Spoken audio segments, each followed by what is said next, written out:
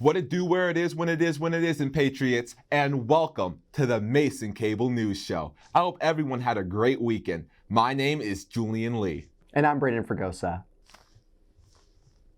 Next week is I Week, Mason Nation. Next week marks the 43rd annual I Week, in which GMU students from around the globe join together to showcase their respective cultures and countries. This I Week will include multiple events, including a parade on Tuesday, April 2nd from 12 to 2 p.m. on Wilkins Plaza, a photo competition, and the dance competition on Thursday the 4th, beginning at 7 in the Center for the Performing Arts, and multiple sporting tournaments. More information about Mason's history celebrating iWeek and the events that will be held can be found at iweek.gmu.edu. MCN's own Jeff Carberry had the opportunity to interview Jonathan Carmona, Assistant Director of the Engagement Team for the Office of International Programs and Services. Jonathan and OIPS are leading the way in planning this year's iWeek celebrations. Well, hello everyone. We are here with Jonathan from the Office of International Programs and Services here at Mason, or OIPS. So iWeek is coming up next week. So we're here to talk to Jonathan about some of the stuff that goes on Internet iWeek. He works in the engagement team at OIPS. So Jonathan, why don't you tell me a little bit what you do here at Mason? Sure thing, Jeffrey. So hello everyone, I'm Jonathan Carmona. I'm the Assistant Director for International Engagement here at the Office of International Programs and Services at Mason. And basically my job is to do all sorts of opportunities for international students specifically to engage on campus, and whether that's academically, educational, cultural, any sorts of events that celebrate culture but also enhances their experience here at Mason as a student. Usually the one behind those. Awesome. So iWeek is obviously coming up next week, as I mentioned. What is iWeek, and what are some of the events that happen during iWeek? So International Week is a long tradition here at Mason. We're going on the 43rd year since 1981. Oh. International Week has been celebrated here on campus. And basically it's a celebration of the diversity of our campus, not just our international student diversity, but overall our multicultural diversity. Mm-hmm. We have a lot of students here that are multi-generational and speak many languages other than English. So we try to showcase that, and we try to celebrate that during iWeek, and I'm always very proud that we're able to provide that for our students. Awesome. And so what are some of the events that go on here during iWeek? During iWeek, there's events that are done by the iWeek committee, which I am part of, as well as ALM Hart from the Office of Student Involvement. Mm-hmm. And basically, some of our signature events that we do are the International Week Parade and Festival, which is when you walk around campus with the flags. Mm-hmm. And we also showcase and table different multicultural organizations and global departments during that specific event. Then we also have an event called Tour Around the World, which will be an event where you can try different international cuisines. Okay. And our big event, which I always love, is the International Dance Competition, which is done and competed by different students, organizations that are the registered student organizations that are a part of Mason, and they just do an amazing job, and you would think they're all professional dancers during it. It's just such a beautiful event that one is definitely one to look out for. Awesome. So out of those events, what would you say is your favorite event that you get to experience? I know you said the dance competition is always fun. But is there any other event that you would tell students to definitely attend if they have the chance? Yeah, so there is not only events that are done by the iWeek committee, there's also events done by departments and also by registered student organizations. Like I know that we have Mr. Asia coming up, which is a pageant that is being done by APAC, the Asia Pacific American Coalition. Mm-hmm. We also have other cultural nights and cultural events like Africa Night. Mm-hmm. We also have tournaments for badminton and cricket. We have some departments doing events like Polyglot, which is a showcase of different languages by the Modern Classical Languages department. And we just really love the variety of things that we are able to provide, not just by the committee, but also by the campus community as well. Awesome. And what do you hope students can get out of iWeek, both those who are international students here from other countries or people who are from the United States? What do you wish they could?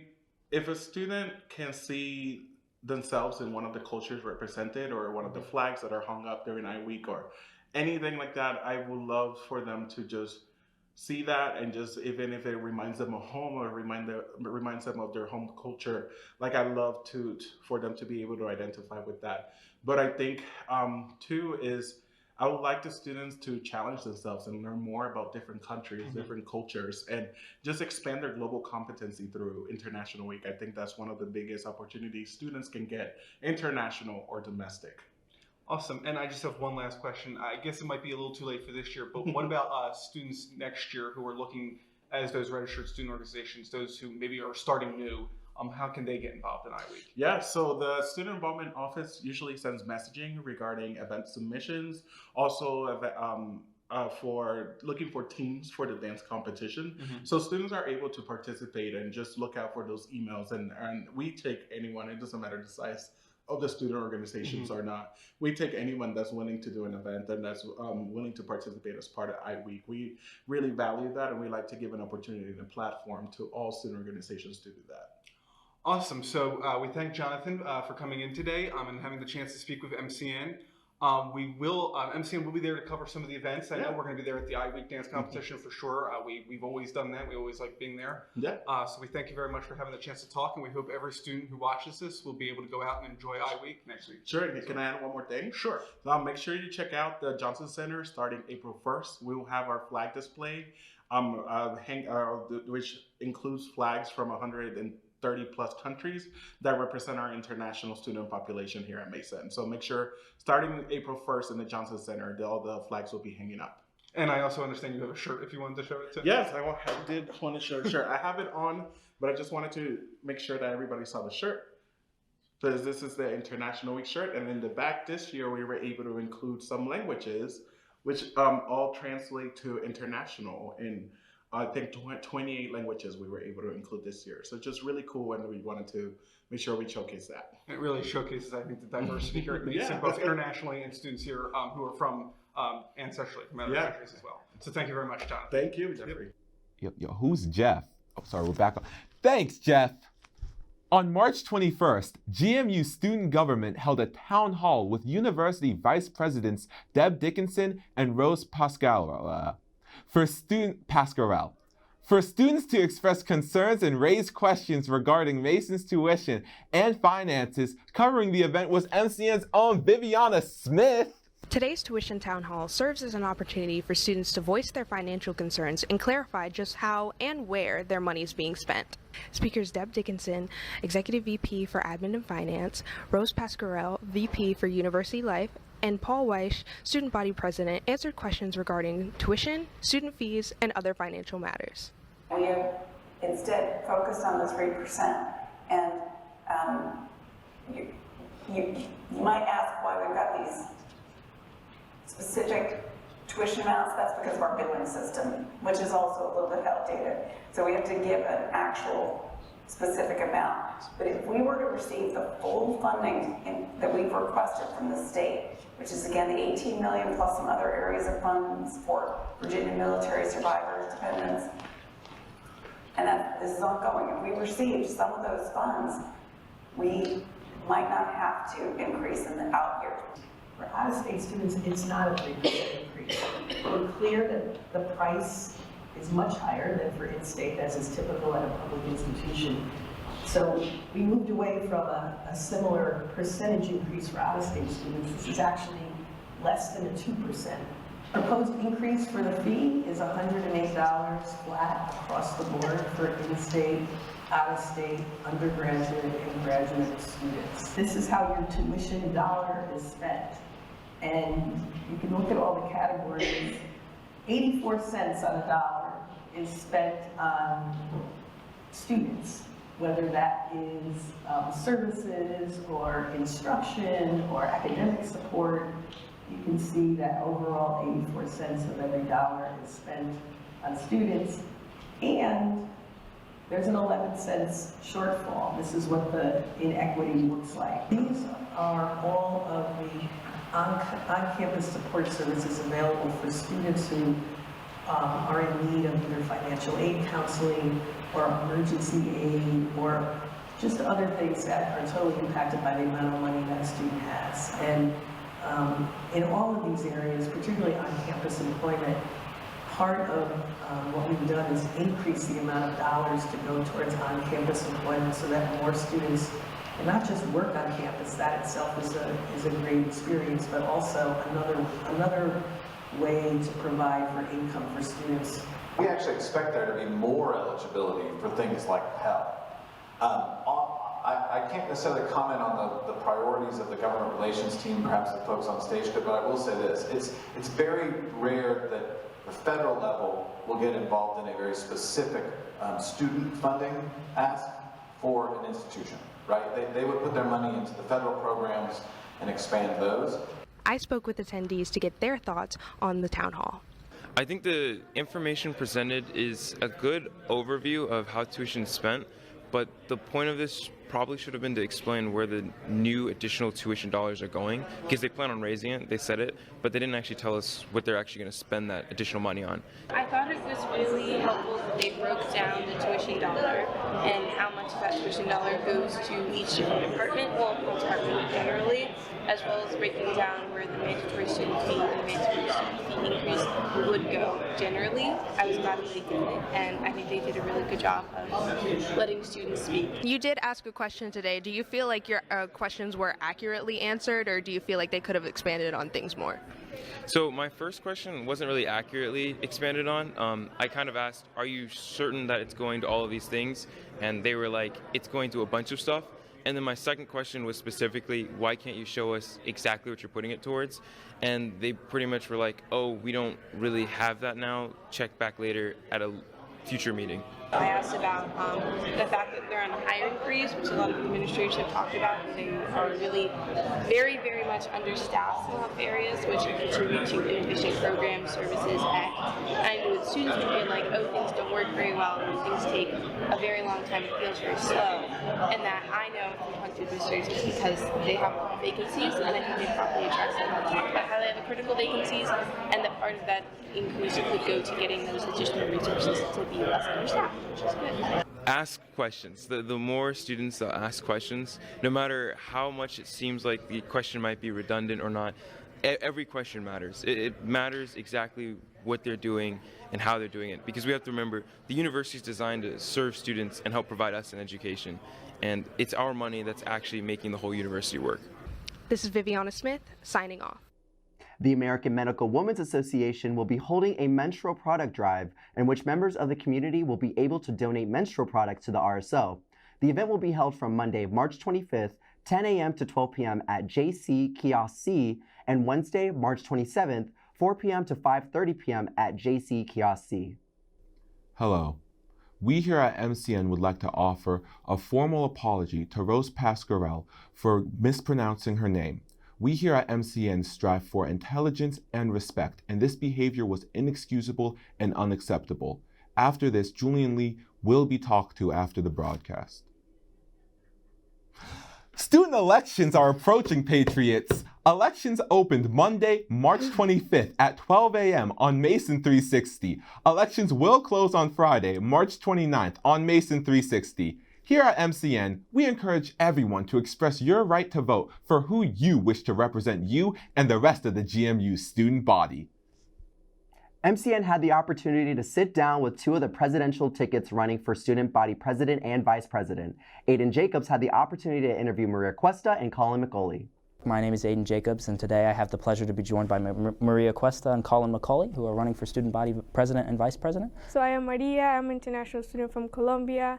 I am a sophomore studying government international relations and economics. I like communicating with people. I love working with people. It's my passion. It's what I have been doing since I was little, here in Colombia, also in Kenya, and here in the United States. And it's something that people need. People need a president who is connected and understands the students, but also who's not afraid to reach out to administration and speak to them and speak demands that students want. I'm Colin McCauley, and studying international security and law at the Shar School, junior here at Mason. Been doing this a long time and excited to be running for vice president. I've got a love and a drive for public service. When I found the opportunity to join the student government a couple of years ago, it really confirmed that for me. Being able to do this kind of work has been fulfilling. I've loved being a part of the community and representing the community. Last semester, we stood out in Wilkins Plaza every Tuesday. We spoke with students, hey, how can we improve Mason? And hearing their voices, their concerns, really allowed us to understand what was happening in Mason. And with our abilities to get to connect with not just the Mason student, but administration has given us the networking and the experience in order to help students. Within the student government, my number one skill that I brought to the table was forming the relationships. After years of the organization not being a part of the university, not being a part of the student body, many of the administrators that we started to work with said that, you know, me and my partners were the first people to come to them and start working with them again. So these skills are what we want to bring to the table, the relationships that we have. Yeah, so our three big pillars are student representation, university life, and protecting and promoting diversity, DEI, so diversity, inclusion, and equity. We also focus on university services. For example, when we go talk to different students, one of the big demands is parking. Parking is really expensive, but unfortunately we can't bring the expense down, but we can reduce the cost. So in our platform, we have different ways to do that. But also academics, how can we make scholarships more available for students, whether being departments emailing everyone about the scholarships that are specific to that to your major and making that accessible, but also making relations with our governments here in Virginia, Fairfax. We want to ensure that a program like Food Recovery Network, which takes food and repurposes it to allow students who are food insecure to have it for free. We want to make sure programs like that stick around. There needs to be a larger food insecurity swipes program at this university so that EXO can afford it. We're at 2,000 swipes that are given out to students for food insecurity. That needs to be far more robust, and it needs to be far more accessible for students to get into. And partnering with organizations and clubs like Greek Life or our culture organizations so that we can have a volunteer-based Patriot Pantry extended and help our students who are insecure about the food. The big things we really want to hit on, and that UBU wants to hit on, Adam Rizzoli and Zoe Winter were the writers for this part of the platform. The biggest one is the Disability Resource Center. There are thousands of students who are registered with disability services, and they don't have a space on this campus.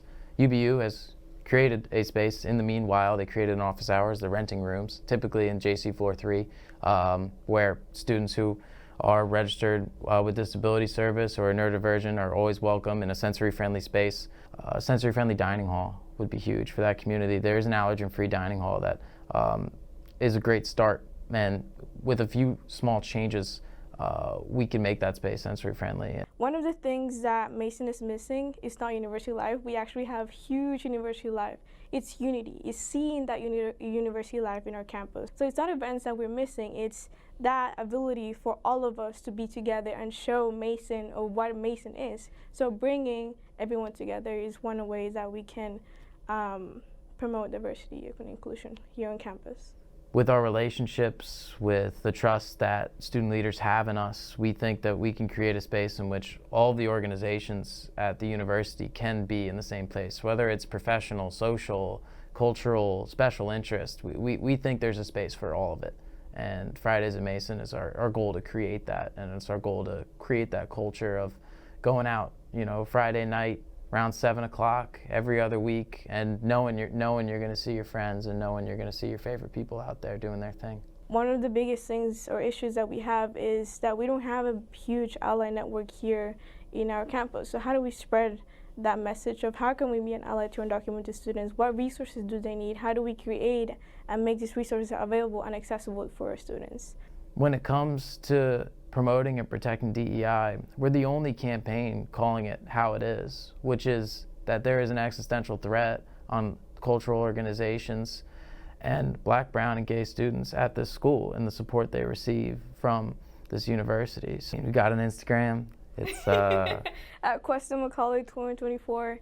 Make sure to vote this Monday until Friday, and yeah. Meanwhile, Indani Monk had the opportunity to interview the ticket of Bemnit Faisal Bakeli and Anaf Akmal Navid. Both of the interviews will be on YouTube. Quiet on the set. I don't know if y'all are aware. Y'all check what time it is? Check the rollie. Y'all know what time it is? She's bringing the thunder.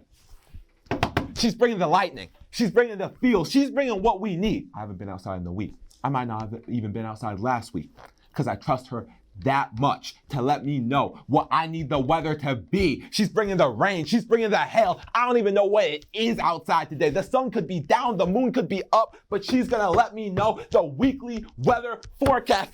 All right, everybody, give it up. Ximena, tell us what's going down. Hello Patriots, today was mostly cloudy with a high near 58, while tonight we'll see a low of 43 with a chance of rain. Tomorrow, also a cloudy day, will have a 70% chance of rain mainly after 8 a.m. The high will be 53 and the low of 46. On Thursday, we'll see another cloudy and rainy day with showers occurring mainly before 2 p.m. The high being 54 during the day before cooling down to 39 and the rain continuing throughout the night. Then on Friday, the sun will finally make an appearance with a high being 58 and a low being 39. The weekend will start off nicely with partly sunny skies and have a high of 63 before dropping to a low of 45. On Easter Sunday, we'll see a high of 62 with mostly sunny skies and a low of 45 in the evening. Then on the first day of April, it will be partly sunny and have a high of 60 and a low of 49. Have a great rest of your week, Patriots. Now back to Brandyn and Julian. It gets me every time. I just love the weather. Thank you, Ximena. GMU's lead department will be hosting a structured debate in which Mason faculty, students, and alum will have the ability to speak on the issue of controversial speech and its role in colleges and universities. The event will be held on Wednesday, March 27th from 5 to 6:30 in Merton Hall, room 1201. Registration to attend this event and participate can be found on, you guessed it, Mason 360. On Wednesday, March 27th, Attorney General of Minnesota, Keith Ellison, will be hosting a discussion on religion, politics, and the upcoming presidential election. Sworn in as the first Muslim and African American to statewide office in Minnesota, we are incredibly lucky to be able to have some of his time. The discussion will be held from 6 to 7:30 p.m. in the Fenwick Library's main reading room. I don't know about y'all, but are you ready for a makeover, Patriots? GMU's Arlington campus has just finished its remodeling of the Mason Square Plaza. An official opening ceremony for the new space will occur on Thursday, March 28th, from 3 to 6 p.m. The event will include live music, games, and refreshments. Registration for the event can be found online at ularlington.gmu.edu. We will now head to Ali for the world of Mason sports and beyond. Thank you very much, Julian and Brandyn. The women's basketball team traveled to Penn State University on Thursday for the Women's Basketball Invitational Tournament. There, the Patriots put up a strong game against the Nittany Lions, but eventually fell short, 84-80. However, 4 Patriots had double-digit scoring, which were led by career highs from Paula Suarez and Zahir Walton. The Mason baseball team started off the week at home where they played Longwood University on Tuesday, losing 9-4. Over the weekend, the Patriots hosted Villanova Wildcats for a 3-game series. On Friday, the Patriots won a doubleheader. In the first game, a wild pitch by Villanova allowed them to secure the walk-off win. On Sunday, the Patriots and the Wildcats met again. This time, Villanova took the win, defeating the Patriots 9-2. The softball team was on the road the entire week. Their first stop was at Townsend University in Maryland. There they won in 5 innings with a score of 12-4. They then traveled to the Windy City for a 3-game series against Loyola University Chicago. The Patriots lost their first game 4-3, but won the second game of the Saturday in extra innings 12-9. On Sunday, the Patriots played Loyola in the last game of the series where they lost 6-5. The lacrosse team started off the week by hosting the University of Richmond on Wednesday, where they then lost to the Spiders 15-14. They then traveled to Pittsburgh on Saturday to play Duquesne University. There the Patriots, led by Shannon Tuozo and Peyton Farley, secured a 16-9 victory over the Dukes for their first game and conference win of the season. The men's volleyball team hosted Tucullum University over the weekend at the RAC for 2 games. There the Patriots swept out the Pioneers winning both games, each in 3 sets. Tecumseh's attempt to win the second game on Saturday was met with a strong Patriot performance and defense led by Omar Hoyos in both categories. The regular season of Major League Baseball started last week with the Dodgers and the Padres facing off in Seoul, South Korea for the 2024 Seoul Series. There, the Dodgers made a late game comeback to win the first game. However, a strong offensive performance from the Padres allowed San Diego to notch the second win of the series. Regular season baseball in the United States starts this week with games starting this Thursday. I'm Ali. Thank you for tuning into the sports section. Now back to Julian and Brandon. Thank you, Ali. Get your right on Patriots because GMU's Hispanic Culture Review and Volition hosted their second annual Cafecito Campan, a writing workshop with warm drinks and sweet bread. The event was held in the JC Gold Room on March 25th from 5 to 7 p.m. Our own Viviana Smith was there to be able to speak with some of the attendees, and we will have a package for you next week. We here at MCN want to express our condolences to those in Baltimore, Maryland after the tragic collapse of the Francis Scott Key Bridge in the Port of Baltimore after being hit by a container ship early this morning. We also want to thank local, state, and federal law enforcement and emergency response crews for their efforts to rescue the survivors. To any students or staff at George Mason from the Baltimore area who may want to talk to someone about the tragedy, counseling and psychological services are always available in Sub 1, Floor 3, or by calling 703-993-2380. Easter Sunday is this weekend. We want to wish everyone across George Mason University who celebrate Easter a happy Easter and enjoy time with loved ones. For those staying on campus for the holiday, student groups such as Catholic Patriots will be hosting events throughout the weekend to celebrate. On Friday, officers with the Fairfax County Police Department, in coordination with the Northern Virginia Community College Police Department, arrested Kevin Lopez Alton in Annandale after he was wanted for sexually assaulting a female business owner in the area and for an attempted sexual assault on a Northern Virginia Community College student. This incident serves as a reminder that if you experience any sort of sexual violence or witness anyone or anything unusual on campus, please contact the George Mason University Police Department or the Fairfax County Police Department to help keep our campus and local community safe. And to lighten the mood a little bit, let's try and talk about iWeek. Brandon, how excited are you for iWeek? I'm super excited. I love participating in iWeek every year. Something I'm more excited for is the dance competition at the end of the week, because I used to be a part of a Zootgar my freshman year and was able to be actually a part of the performance. But it's going to be nice to see them perform and be on stage and do their thing. So what is a Zootgar? Yeah, it's like a Latin dance club or whatever organization. They actually do open dance sessions with all Mason students and actually students outside of Mason, where they come, they can learn salsa, zouk, bachata, and rueda. Yeah, I'm also in it. I asked for you guys to know. A Zootgar is pretty fun. Are you trying to tell me that you performed? Yes, and it was a lot of fun. Yeah. If I could do it again, I would, but it's a huge time commitment. But anyone who does have time, I definitely say consider it. But for you, what are you excited about for iWeek? It's also the dance competition. I get so excited. Last year for the Caribbean Student Association, my girl Sila was breaking it down. KDC Mythic won it, and my girl Ashley was out there. Ashley's making her comeback. I'm so excited to see her dance. She'll act like she doesn't know me when I see her at practice. And I yell, "Go Ashley, go!" And she's just like, "I don't know him," but it's fine. And I don't think about it that often. Yeah, I don't. She feels the love. Yeah, I hope so. And thanks for tuning in, Patriots. You can keep up to date with the news on and off campus if you follow us on Instagram at MCN on TV, on Twitter and Facebook at the Mason Cable Network, and subscribe to our YouTube channel. I'm Julian Lee. And I'm Brandyn Fragosa. Have a great rest of the week, Patriots. Julian, how could you get that name wrong? Hide me. We practiced so